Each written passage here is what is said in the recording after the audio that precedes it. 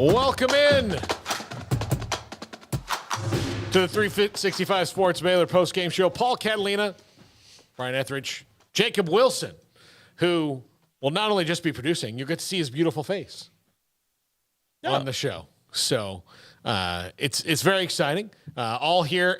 Baylor wins 42-7 over Texas State, and this score is as expected, Brian. I think the route to get there was a little circuitous for Baylor because in the first half they looked sluggish. I would say so. I think that's probably an appropriate term. I have some concerns that won't go away until we see some plays in conference season, but they managed to do what they had to do and put some distance between them and Texas State. But so first off, Brian and then Jacob, it was not the prettiest 42-7 win. No, but you take every 42-7 win you get. But I agree, and I think that's something I put it out there in our pregame on the website. I thought they would be sluggish. I thought they played a very physical BYU team. They came back late. The bodies weren't adjusted. Even though they're young, when you go out there and you lay it all on the line and give it all in that game, both those teams did. I'm going to be interested to watch BYU tonight against Oregon to see how they react, because we saw Baylor look sluggish, like teams used to look after they play Baylor. Well, Iowa State's now waiting. You got another physical game. Did they look past Texas State thinking, oh, crap, we got another physical game coming against Iowa State?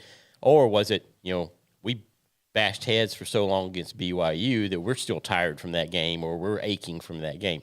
I mean, today I think we had nine starters go out of the game at one point, not play, or go out of the game, maybe up to 10 guys who were starters who missed time, did not play at all, or missed time in this game. Yeah.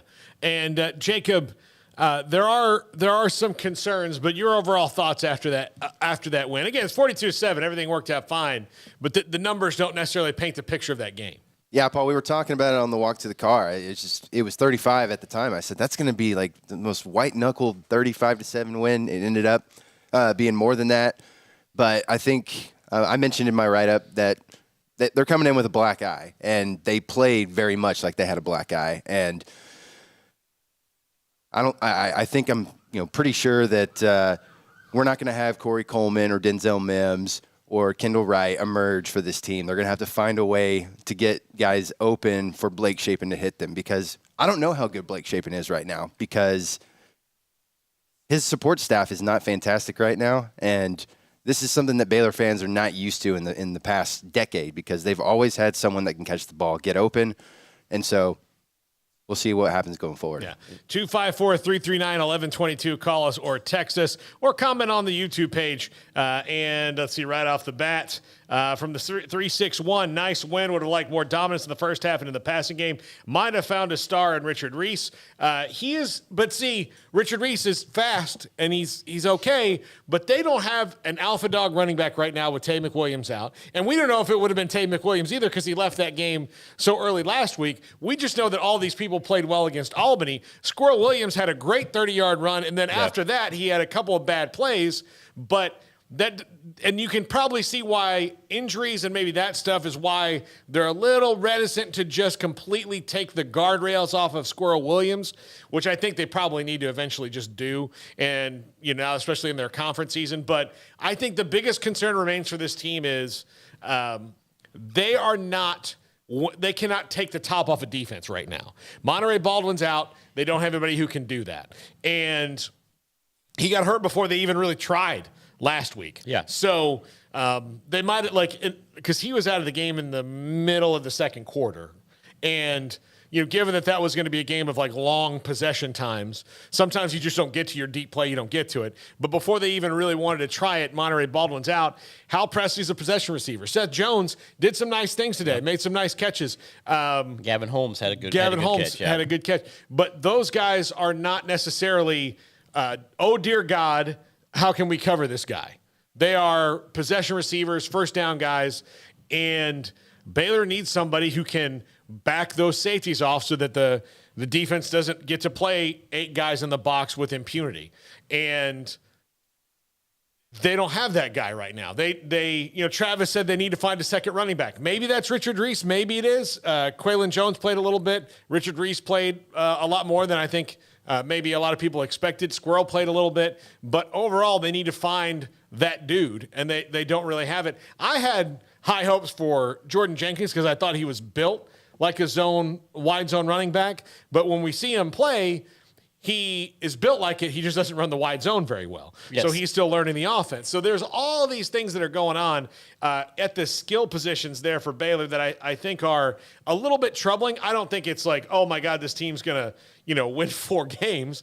I think they're going to be fine. Yes. They're just going to have to find different ways to create those opportunities. I think also the injuries have put the positions in flux. When you have your guy that you think is going to be who takes the top off of Baldwin's out. Yeah. He was out against BYU. He's out in this game. You had also Ben Sims out. I mean, so your number one, the safety blanket for Chapin was gone. Yeah. He's out. So, and it's a young group. They need to come up there, and you need a Presley. You need a Winfield. I think that Neighbors, he showed his electricity, but again, he's playing late in the games. That's a guy that I think is the next Corey Coleman. Yeah. But he is also a true freshman. So what do you do? Where's the experience? Holmes comes in there and shows his experience and shows explosive play. You need somebody else besides him and Baldwin to do that. So if you can find that next 2 receivers, you're going to be okay there, and you're going to have some shape and ability. But until it happens, if they're injured, you're not going to have them. And so that's, I think, what's ailing Baylor right now on offense. Yeah, I agree. They need to find something. Jacob, they've got to. And this is incumbent on Jeff Grimes and Sean Bell and the, Juice Johnson and the offensive Dallas staff, Baker, Dallas Baker, to figure out a way to create some of these things. Because Baldwin, until he comes back, and maybe it might be next week, we don't know. I mean, they're not going to. Dave Aranda's not just telling people like, oh yeah.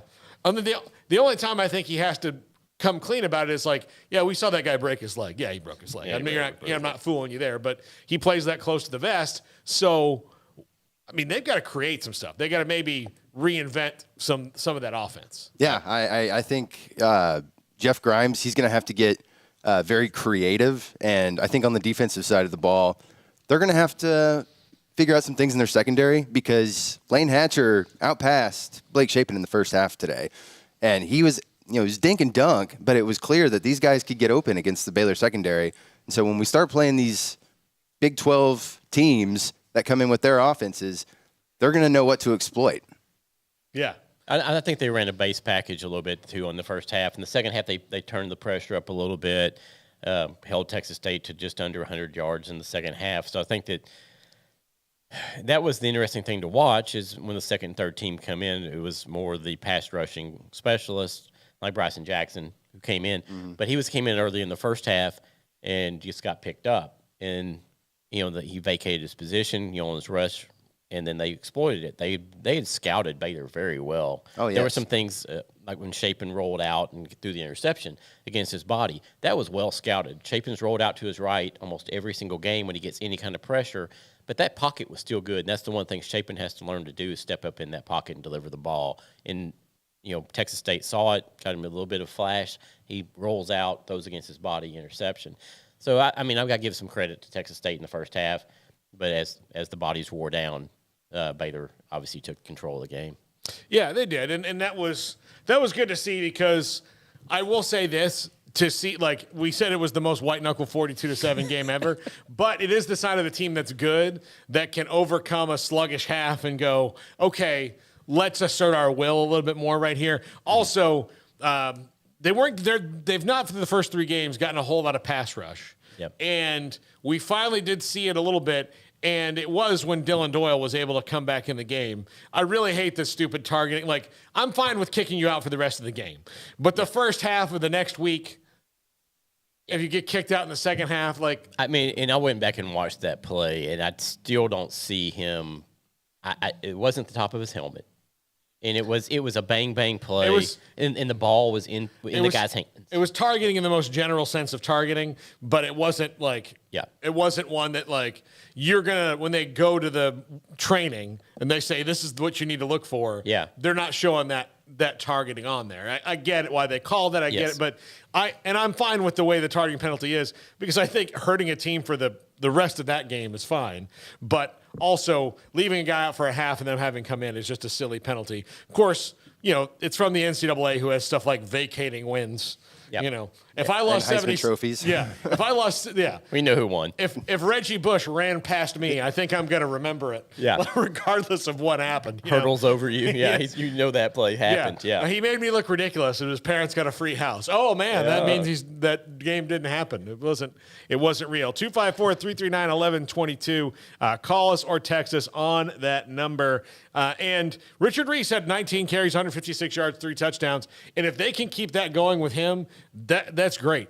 Squirrel averaged 7 yards a carry. He had one of those runs was a 30-yard touchdown run that was just beautiful. He did have the fumble. He had that really awkward thing at the kickoff, and it just felt like one of those days at that point. But Baylor was able to come back and put some distance. The offensive line needs to get healthy, needs to play like they know they can play. Yeah. They're not doing that to that level yet.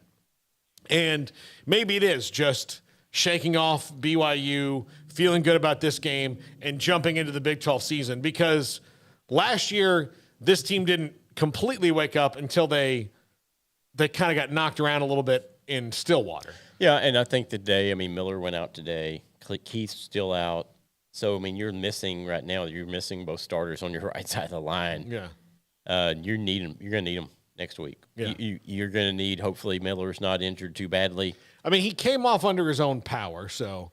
Came in for a series and then went right back out. Yeah. And that's what worries you. Because if something's not feeling it, or maybe he needs to be braced up, I'm not 100% sure on what happened to him. But he is a guy that the Baylor needs. And they need to kill little Keith back, and so far we don't have a timetable on that. So that's Gavin Byers got to step it up, and the tight ends on that side of the ball. Yeah, my biggest question overall, and we'll get to Matt and DC in a second and then take a break, is how can this offense move the safeties back? How do you do that? Mm-hmm. And who comes up and who steps up? Who has that ability that we don't know? Has it or haven't done it yet, hasn't figured out how to run the routes yet? Who can develop that over the season? Because as you play, you get better generally, especially with a coaching staff like this. They're going to get better. But all the offseason, my one big concern, Brian, was this is a conference championship winning team last year. Yes. They played 3 wide receivers nearly exclusively. And taking out total garbage time in a couple of the non-cons, there was if you look at teams, the other teams that win conferences, if you looked at Ohio State, who had the best wide receivers in the country, if you look at Georgia, Alabama, the other teams that won leagues, you're going to see guys that are the 4th, 5th, 6th wide receiver come in and make a random play here and there. Yes. It did not happen for this Baylor team last year. And Drew Estrada played a lot of the season with a hurt ankle. He wasn't, but he was dealing with an ankle issue. There are a couple games, if they had somebody behind, maybe they could have said, all right, Drew, you're going to get 15 snaps tonight, in key situations in the red zone, and we'll keep you out so you can rest that ankle, and it's your turn. But we didn't see those guys until this year. So sometimes that's a little bit troubling to me, and I think I get that they're young and they didn't know why, they didn't know how, and all this is a new offense, but those things have to get better for them as they go down the line. All right, let's go to the phones. Got 2 calls. We got Steven and we've got Matt in D.C. Here with us on the Sick'em 365 Radio Baylor call-in show, post-game show, Game Day Live, whatever you want to call it. Matt in D.C., what's up, buddy? How's it going, guys? Thanks for taking my call. Hey, first of all, great win. I'm glad that we bounced back after, feeling so down at 2:30 a.m. last week. So, hey, great win. End result was great. Don't like the turnovers, and I'd like to get your thoughts on my fear of this secondary getting picked apart by Oklahoma and Texas and other teams later in the season, even K-State, because I feel like Texas State was just running all over our secondary, just getting open and open. I think that has a lot to do with the D-line not getting to the quarterback. I saw a lot of holes that weren't called. But what are your thoughts on that? And then also to everyone listening, Cincinnati is beating Miami right now. I didn't know this was a big rivalry game for them, so it's cool to learn about these new rivalries coming to the Big 12. They play for a bell, and they've been playing since the 1800s. So just something to look out for when Cincinnati comes in. Yep. Thank you all. Yes, Miami, Ohio. just like the other Miami, but totally different. Yeah. Without the beach. The secondary is a concern, and the turnovers are a concern. Not creating turnovers are a concern. Blake Shapen, I'm going to break everybody's heart here, but he's going to do that. Yeah.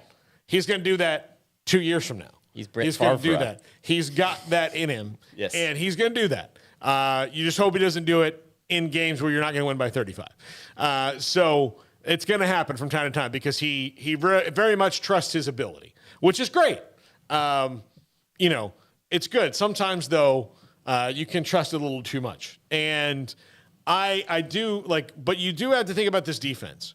They lost a turnover machine in Jalen Petrie. And JT Woods.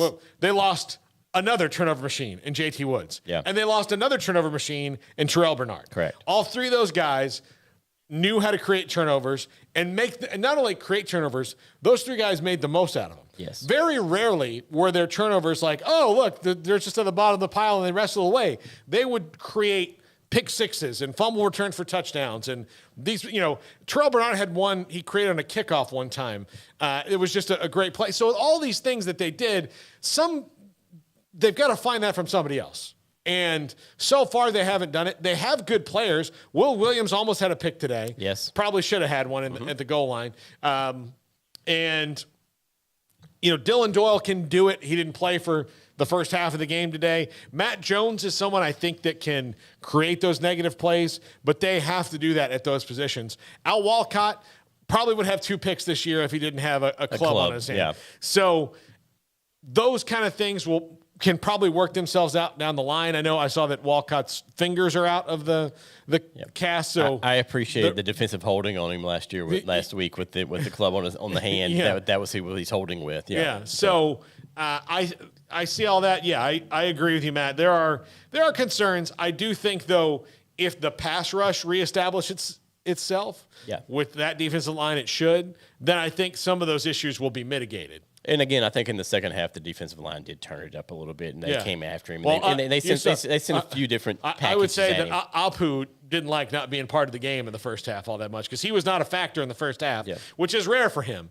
And then he had 2 plays in a row where I think Texas State had under 40 yards passing in the second half, so that's why they turned it up. And again, there are concerning things, and that was one of the things that concerned me for this year in our season preview. Was replacing all that secondary speed and that secondary talent. I mean, all those guys are either Jeremy McVay's gone, and all these guys are gone. All those guys went to an NFL camp, and and the ones that didn't make the NFL camp, they wanted to keep playing. There's a couple now that I think they're heading to the CFL, or at least one's heading to the CFL. So those guys were good players. They're pros. They are. They're pros. So if you have pros in secondary, you're gonna make some plays. Those guys were drafted and they're gone, and you have to replace them. And it is youth, it is experience, and you're going to have some mistakes. But we also saw today, again, the scouting, Texas State, they did scout, and they had Matt Jones on an inside receiver. No offense to Matt Jones, that's not his position. No, they don't want that. No one wants that besides the offense. Matt Jones might want it, but only in his wildest dreams. Yeah. So I mean, Hawkins having 13 catches, but when you look at it, it's about 8 yards a catch. Yeah. So. Yeah. All right, let's go to Steven. Virginia? No. Oh. Steven hey guys, in Saudi Arabia. That's right. What's up, Steven? Yes, that's me. How are you, Paul? Doing great. Okay. Hey, guys. I don't get to watch the game over here, so just kind of follow it on radio and watch the stats. I mean, I just wanted 2 things real quick. One is that, the passing woes. I mean, when you look at our quarterback last year, Blake Shapen stepped in the Big 12 play and threw it around really well. And now we see a couple games where that's not happened. Any more thoughts on why we're not seeing the deeper passes and the more variety? And I mean, it did get better in the second half. He did do well and got some passes in there. But the next comment is, did you see anything particularly better from the BYU game? Did you see them learning something, getting better, fixing some mistakes that were caught in the BYU game? Those are my 2 questions. All right. Thanks, Stephen. Appreciate your call. Let's take the second one first. The second one, in the second half, yes. In the first half, I kind of felt like I was watching what would have been the third or fourth overtime of the BYU game for a minute. The offensive line was kind of reaching for blocks and things like that and looked really sluggish. But in the second half, you saw those things kind of work itself out. As far as why they haven't done it, I think Tyquan Thornton is maybe a bigger loss than everybody kind of thought. Yeah. And even he's a big loss. Second round draft pick. He's a pro. He's they can't wait for him to get back for the Patriots. They need him in that offense. Even as a rookie, they need him. That's why they drafted him so early, because he is something they didn't have. And he's something that Baylor doesn't have. And look, this is not, you look around the country, and part of it's because Ohio State's hoarding all these dudes. Yeah. But Alabama, you watched them last week against Texas. They don't have guys that can really take the top off the defense. Bryce Young is kind of making all that stuff happen. Yes. You see why he's the defending Heisman Trophy winner. But so it's not, I am surprised, Craig Smoak and I talked about this, why Baylor, and it might have been just a miscalculation on their part, did not go, because they went in the transfer portal for Drew Estrada. Yeah. Why they didn't get more aggressive in the transfer portal for wide receiver, when there are schools like Texas who picked up 3. My guys at FSU picked up 4. Baylor did want 2 of those guys, and they went after him pretty hard. Yeah. But and I know, and there are now mitigating factors to that as well, as where you could used to say, you can go to Texas, you can go here, you'll be the 5th guy here, or you'll be the 2nd or 1st guy here, and they're like, yeah, but what's my contract? Yep. And they're like, oh, well, we can give you these couple things. They're like, yeah, I appreciate it, but what am I dealing with? So I think that's also something we have to consider in it. But they did not really. And look, Drew Estrada was their transfer last year, and he came out of the Ivy League. Yes. So it doesn't have to be necessarily a GA Hall or players are players. But go find the players. Go find the Jared Versus of the world that are. I know she's a defensive end, but playing above their station. I think, and again, we're talking about the guy who can take the top off was not playing today due to his injury. Yeah, but it'd be nice to have a second guy who can do that. Correct. I think that, and again, I think it's just there's so much youth on that in the wide receiver room. Yeah. The fast guys on this team are all very young. Who do you trust to go out there and make the play? Yeah, the slow guys are all veterans, which is good news. Yeah, you want that all the time.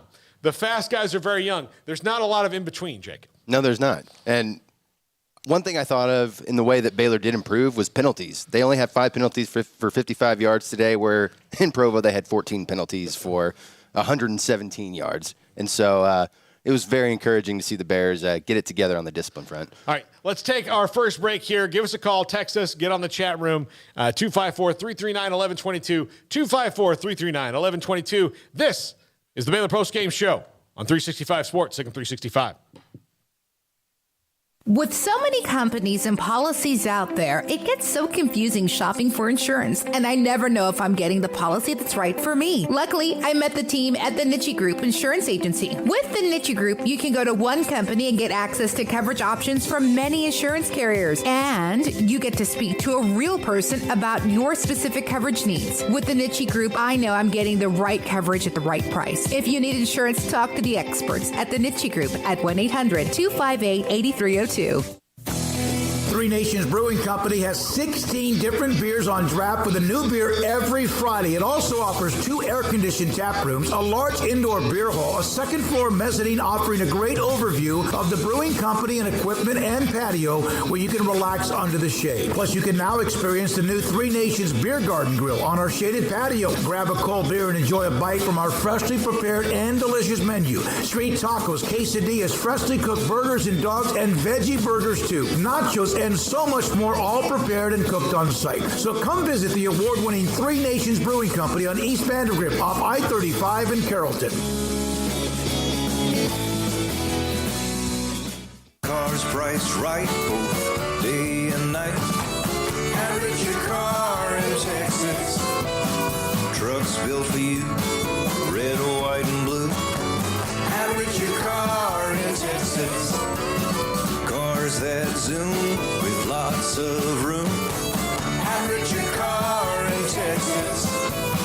Count on us, a dealer to trust. Average your car in Waco, Texas. Did you know that Waco Regional Tennis and Fitness is a partner of the City of Waco? Did you know that we are open to the public? Waco Regional Tennis and Fitness offers day passes to the public for only $10 a day, and we offer money-saving memberships. Waco Regional Tennis and Fitness offers over 40 group exercise classes each week, including bar, yoga, boot camp, indoor cycling, and more. There are free weights, weight machines, TRX, rowing machines, stationary bikes, new treadmills, elliptical machines, and much more on the spacious weight room floor. Personal training available where you can be encouraged to grow. Sauna, whirlpool, tanning bed, and kids club. 17 tennis courts, 8 pickleball courts, youth and adult tennis and pickleball lessons. Waco's premier experience where you can help your mind, body, and soul. Visit our website at wacotennis.com. Call us at 254-753-7675 or visit us next to Hawaiian Falls on Lakeshore Drive in Waco.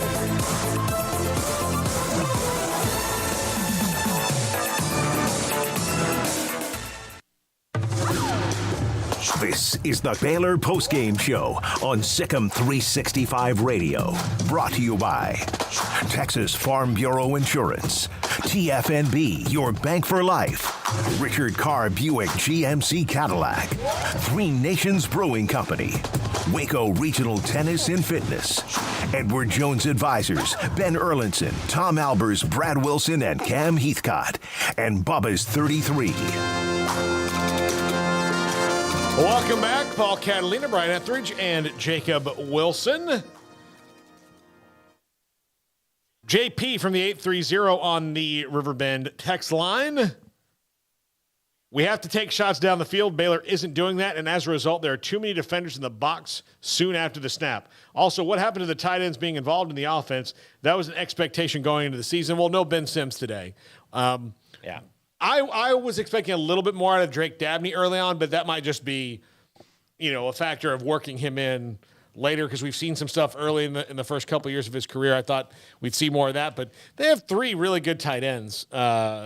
I think once Miller went out, they probably brought Dabney in to block a little bit more than what they were expecting. Kelsey Johnson did have 2 catches, 9 yards. Dabney 1 for 6. So that's not the Ben Sims load that we expect either. But, you'll see Ben Sims. Like, when Ben Sims comes back in, you'll see him get 4 to 7 catches a game, I would think. And he's the safety blanket. But he's right. They've got to find a way to take shots down the field and cut the top off the defense. They have to. You have to blow it off and get the ball down there. Even if it's an incompletion, that makes the safeties think you're still going to go out and attack them. And right now, that's just not happening. Yeah. They just did. There's that Jacob, that little, you can watch the defense just creep up in the box. And then you weren't like what they had last year with Abram Smith and Tyquan Thornton and Treston Ebner and those guys was, all right, you can creep up in the box to try to stop Abram Smith and Treston Ebner, but you better have a safety over there to get Tyquan Thornton, or that's gonna hurt you. Yeah, Biscuits and Gravy's on the river right now. On the river? She's on the river, yeah. From? She's sending us messages from the river. If you look at the window, you can see it's pretty soon. Yeah. I don't know. Like we're a little bit. I wish we could see more of the river. Yeah. We got to get a camera somehow mounted on the roof so we can. Think so. We can go up there and see that. We can go up and do the show up on the roof when it's not blazing like it was today. It wasn't that bad. It was swampy. It was. It was swampy. Yeah, I was on the field. It was nice and toasty today. Yeah, they were showing the radiation coming off the field. So yeah, the heat radiating, not radiation. We walked from the press box to the media lot is. What, 3/4 of a mile maybe? Especially the way that we have to do it. Yeah, my Apple Watch thought that we were working out. And so I'm looking at myself in the camera now, and I'm like, oh, man, I got some sun today. Yeah. Still looks good, but I got some sun. Yeah, but because you can't just walk because there's barricades in the parking lot. Yep. I can't just walk out of that door and then slant across. So you have to kind of go around. And even that short little walk, when I got back in here, I drank like a whole by, and I was sweating. Oh yeah, in Blake and I did the tailgate today, and it was toasty How did what did he do? What he did on the show? What did he do? He did pork belly burn ends. And, no, we did eggs and bacon, and for breakfast tacos. We also did a al pastor pork, Okay. and also just a carnitas pork. Okay. And then potatoes, and we did burritos and tacos, and we just delved it out. It was great. Jared McVeigh came by. It was great. Okay. Signed some McPlays, and nice. those will be going out in the mail on Monday. And yeah, but other than that, we were burning. Yeah. Yeah. He did pork belly burn ends and pork belly BLTs. Very nice. And they both looked fantastic. Oh, everything we've done out there, we've gotten rave reviews, and he and I share the cooking, and he does the important parts, and I just get in the way. So it's fine. No, Brian. Last year we used to get steaks out here. We need to do that. We need look. Here's the deal. We can't ever go to the tailgate. We're here making magic, right? Making media magic. That's what we're doing. And we don't get to experience a tailgate, and then I have to watch Blake do food porn for 5 minutes, and then I'm serving it for 4 hours and not eating. Yeah. See, there's got to be. Blake did come in for a road game last year and do it up for us. We'll bring you some. We'll figure out how to get it over here. We'll send Hodge or Barber over here and send it in with him. I just think that as the DoorDash it. I'm like, of the people in this room, I'm the only one who's constantly come to please judge cook-offs. They know I have expertise. It's right here. You see it right here in these cheeks. No, we had right we had another good time with it. So that was better than the first half. Let me tell you. Biscuits ready. Sorry, Paul. Blake and Brian are needed by the masses. I get that. I just want a little sampler. That's all I need. I will tell you this: if you get asked to do a chili cook-off, you may want to pass. It's only fun for a little while. Yeah. And the aftershock is not worth. The juice isn't worth the squeeze. I'll just tell you that much. I learned that when I was a student at Baylor, Paul, and we had fun with it the next year at a chili cook-off, and we put some fun ingredients in the chili that year. Yeah. I won't sell anyone down the river, but Four Loko and chili. It's not as bad as you would think. No. We need Biscuits and Gravy to stop here at the suspension bridge and pick us up for a tour. That's what we need. Yeah, that's what we do. I bet you she would. Can we get down there? We can go, I don't know. I can get off that bridge. Yeah. Yeah. One way or another. The one that's not open right now? Yeah. No, we could probably go down by the memorial here. I think so. Dory Mill Memorial. Yeah, I think so. Get on the boat. I think, though, as we kind of reassess this game and look ahead to next week, they're going to Ames. It's a tough place to play. I think my biggest concern is, and this is Baylor over the years, this is not a great road team. And to take this step from where they were a year ago to winning the Big 12, winning the Sugar Bowl, all of which was great, their road woes cost them a chance at the CFP. Yes. They need to, looking ahead to next week, win. And Ames, I don't know how good Iowa State is. I really don't. No, I don't either. I don't. We really probably won't know next week, but it does. I know that they're not bad, though. No. And I know that they also play well there. They should not out-athlete Baylor. Yes. So if that's the case, Baylor should win that game. But it is a road game. Baylor has played not as great on the road. So that is something that's going to be interesting to watch. The last two times that they played there, just in my memory, didn't end well. No, and I think that was what was that the Brewery ejection game, and then and then the 2020 the Squirrel game that almost went great, but until he tore his everything. Yeah. So that's a tough place to play, even at 11 a.m., which I think was a huge. Like, I know a lot of people don't like 11 a.m. kickoffs. If you're in the media, we love them, but if you're looking for any kind of gift from above on the Big 12 scheduling gods, yes, not having to go to Ames at 7 o'clock at night is a gift. That is or at 3:30 in the afternoon, 2:30 in the afternoon, that's a gift. It's still going to be a tough place to play, and they have nothing but tough places to play this year. They did not get one single road game that's UCLA. Yeah. I mean, they're not mortuary. Yeah, they're not getting that. No. So they have that, and then they have West Virginia. They have all these things coming up that are. West Virginia is a place I know that Baylor fans wish they never had to go. Correct. I mean, and this might be the year to go to West Virginia. Yeah, but even still. Exactly. Something's going to happen. It's just, Something. it's a house of horrors. But, yeah, they got to find a way to fix that on the road. Yeah. I think that's the one game that, if Baylor wins this game, I think the trajectory, everyone starts going, okay, maybe this is a team that could win the Big 12 again. Right now, there are doubts. Yeah. And that would sort of start getting people's minds solidified around the fact that, yes, they will win the Big 12, or they have a very good shot at winning the Big 12. Because, again, the only team we've seen play someone close, I guess, is Texas versus Alabama. But Alabama didn't look like Alabama that we expected. No, and Texas does this. Yes. We're talking to Jeff Howell. We've talked about this, but Texas does this a lot, guys. Yes. They've done this a lot over the last decade. And then everybody's like, oh, and then it doesn't materialize. Is this 2018? So just to be fair to them, and not even stomp on Texas, just let them get there, man. Get some breath. Just let them get there. It is not fair to them, and I can't believe these words are coming out of my mouth, to put these expectations on these poor guys just because they do one good thing once. That's part of the thing that's hurting them. Now, if you want to continue to keep Texas down, I'm not going to stop you, but let's stop the madness and just let them earn it back. Yeah. Paul, I don't think you're ever going to have that madness be stopped because it doesn't matter what your situation is at UT. Expectations are always going to be massive. And look, Vince Young and Colt McCoy, they're long gone. Goodbye. But I'm like, whenever they have a good game, they should definitely, have those expectations come back. Maybe this is it. Maybe this is it. That way we, the rest of us who are not on the ivory tower of the University of Texas can enjoy it when ultimately they don't go back to those expectations. Last time I sat here with you, Syracuse put a whipping on Louisville, and now Syracuse is about to beat Purdue. Yeah. Poor Grayson.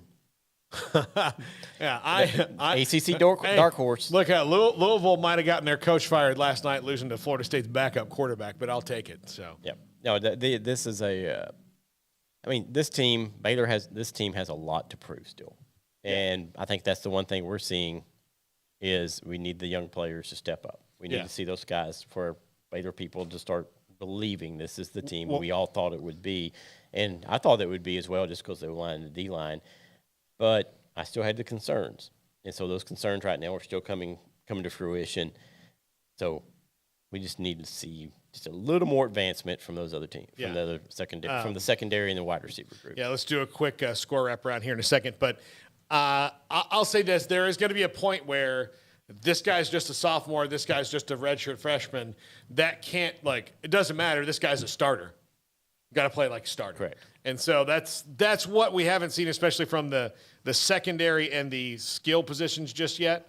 But this is a coaching staff this isn't their first day on the job. So those are the things they have to work on. Let's see, elsewhere around the country, Indiana and Western Kentucky, the Hilltoppers, in OT at 30-30. West Virginia is going to get their first win of the season, 58-7 over Towson. Neil Brown, that was never in doubt. Neil Brown needs to get some wins, though, in the coming weeks because he is in Scott Frost territory right now, I believe. Yes. Especially when you lose back-to-back weeks to your biggest rival and then Kansas. Those things just don't look good for you. It doesn't matter that Kansas is better. The rationale of that will not land on the fans. Correct. Like, they can't afterwards, well, Kansas was better. You're not thinking that especially after losing to Pitt. I'm looking right now, K-State, trap game here, down 7-0 to Tulane the second quarter. The Helmet Bowl, both those guys broke out the special helmets, and K-State got Oklahoma next week after blowing out Missouri. Yeah. UCLA leads South Alabama 20-17, 13:22 left in the third quarter, in front of dozens of people at the Rose Bowl. Mm-hmm. Literally 3 school buses full of people have poured into the Rose Bowl. Iowa State rolling over Ohio 30-3. Again, we haven't seen the Big 12 really make a statement. You'd like to have seen, for Nebraska's sake, them really contend with Oklahoma, but Oklahoma's offense is going to be scary. We've seen that offense. We know how it's going to be. teams are going to have to find a way to keep up with them. Rutgers 10-7 over Temple. Virginia 10-7 over ODU. ODU, they're taking shots at their like cross-conference or cross-state rivals there. Oh, yeah. In Virginia. Notre Dame trails Cal 10-7. 4:05 left in the first half. Tulane over Kansas State 7-0 early second quarter. And North Texas leads UNLV 10-9 after the first quarter just ended. Oregon already up 7-0 on BYU. Ole Miss 14, Georgia Tech 0. Auburn and Penn State scoreless in the first quarter. And let's see, anything else? App State and Troy tied at 7-7 in the first quarter. Wisconsin leads New Mexico State 7-0. And just about to get underway, one of the most interesting games of the day to me, Kansas and Houston. All right, guys, final thoughts on the game today. Need to grow up, need to make plays, need to get healthy. Healthy. That's my number one thing right now for Baylor. Yeah. Jacob? Yeah, one thing that I was talking to Jack McKenzie about before we walked into the game was just, the state of the quarterback play. And look, like I mentioned earlier, we don't know exactly how good Blake is because of what he's had around him. But if it kind of stays on this trajectory, there's a kid coming next year that would be very interested in taking his job. I'm not going to open that can of worms right now. But, yeah, he should probably think about stepping it up a little bit. Yeah, I think that if the things around Blake Shapen get better, then Blake Shapen gets better. I think that will be especially true. All right, that's going to do it for us. Iowa State next week. We're here for Game Day Live. We're back on Monday, 3 to 6. But Game Day Live will be 9 o'clock a.m. again on KWTX next week. And then our post-game show here on the YouTube channel right after. Please like and subscribe. And look, thank you for watching right after the game when you did. Thank you for watching later when you've gotten home from the game, when you're done watching games and you want to come back. A whole bunch of you did that last week. And I'm telling you right now, for a company that thrives on your views and listens and likes and subscriptions, that means the world to us that you would go and find it later on in the day on a weekend when you have other things to do. So thank you for watching and listening, whether you do it live, whether you do it later. We love it. We love you. Thank you so much. We're back again next week. For Brian Ethridge, for Jacob Wilson, I'm Paul Catalina. Good night, everybody.